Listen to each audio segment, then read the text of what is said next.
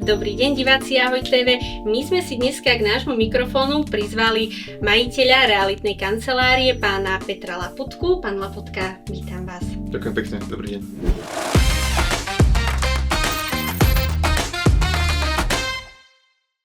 Boli sme sa pýtať v uliciach Košíc, čo mladých, ale teda aj starších ľudí zaujíma, čo sa týka realít. No a padli nám tieto otázky. Oni ako tí realitní makléri znižujú cenu nehnuteľnosti, aj keď tí majitelia nechcú. Čo si o tom myslíte, alebo aké sú vaše skúsenosti s týmto? Tak realitní makléri v prvom rade vychádzajú z nejakých dát a tie ceny, ktoré oni navrhujú, alebo ktoré my snažíme sa odprezentovať majiteľom nehnuteľnosti, vychádzajú z nejakých našich podkladov. Tie ceny sa nevymýšľajú, tie ceny tvorí trh, ekonomická situácia, aktuálna situácia na trhu.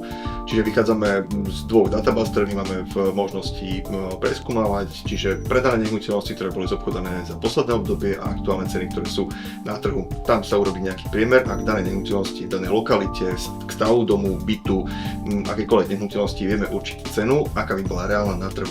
Ich predstava je niekedy možno skreslená tým, že ich sused, ich kamarát predal niečo možno obdobné za nejakú inú sumu, alebo sú viacerí, potrebujú sa deliť a ich kalkulácia je trošku iná. Čiže snažíme sa to nejako usmerniť, túto ich predstavu. Ak tá predstava nie je možné ju usmerňovať, nie je zrealizovateľná od obchodu, v podstate berieme trošku ruky preč. Ak je to niečo, s čím sa dá pracovať, že klient nám povie, že áno, skúsme to, tak ideme na trh, ale tú cenu potom snažíme sa prispôsobiť. Ak to možné nie je, obchod potom nerobíme.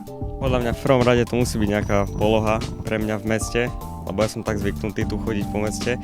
Ďalšia vec by bola samozrejme, ako ten byt vie do budúcna byť nejak zužitkovaný. A najlepšia poloha, záleží od toho, čo od toho bytu očakávame. Či je to mladý človek, ktorý akurát hľadá svoje prvé bývanie, či je to študent, alebo je to zamestnanec, ktorý prichádza z okolia a ide do nájmu, alebo to bude investičný byt, alebo to je byt pre rodinu. Každý byt má svoje atribúty, každá nehnuteľnosť, každá lokalita má svoje pre a proti. A preto je toto veľmi ťažké odpovedať na takúto otázku.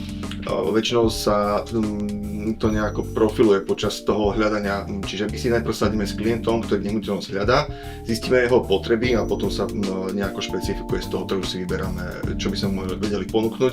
Najlepšia lokalita asi neexistuje, pretože pre každého klienta je tá jeho lokalita tá top. Ak niekto býva na jazere 30 rokov, asi ťažko pôjde niekde na Ťahanovce, ale zase Ťahanovčania, ktorí tam sú od začiatku, od 89., tak oni si nevedia predstaviť bývať niekde inde. Či sa to dá robiť ako prenajímať ako pasívny príjem?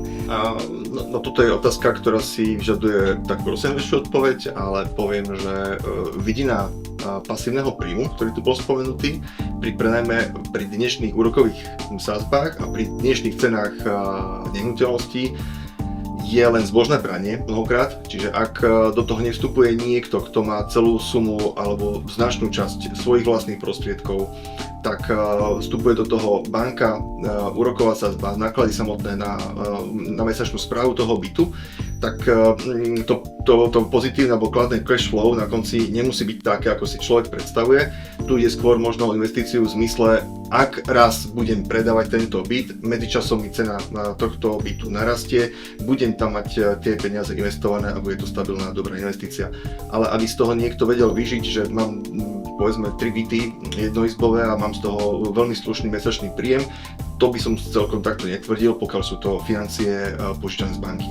Makléra by som sa najradšej opýtala, či je vhodné teraz kúpiť nehnuteľnosť, alebo je lepšie počkať a kúpiť ju neskôr.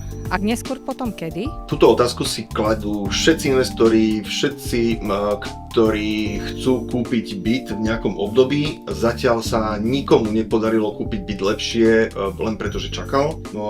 Až na výnimky, kedy ten trh zakolísal a klesol nám, čiže v prípade nejakých ekonomických kríz, tak toto bolo obdobie, kedy sa oplatilo čakať. Momentálne sme v období, kedy tieto ceny rastú. Dostávame sa na konci tohto roka sa dostávame do nejakého vyrovnaného obdobia, čiže tie ceny už nevidíme nejaký prudký nárast, ale skôr ich stabilizáciu.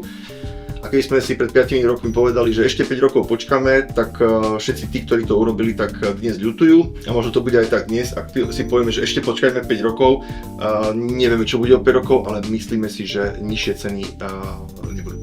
Ešte by som sa chcela opýtať makléra, prečo robí túto prácu, či ho to baví a čo ho motivuje. Pretože vy ste ako realitná kancelária teda pred časom boli aj na prevzati ocenení za najlepšiu teda realitnú kanceláriu roka 2024 za Košický kraj. No, čo nás za to baví?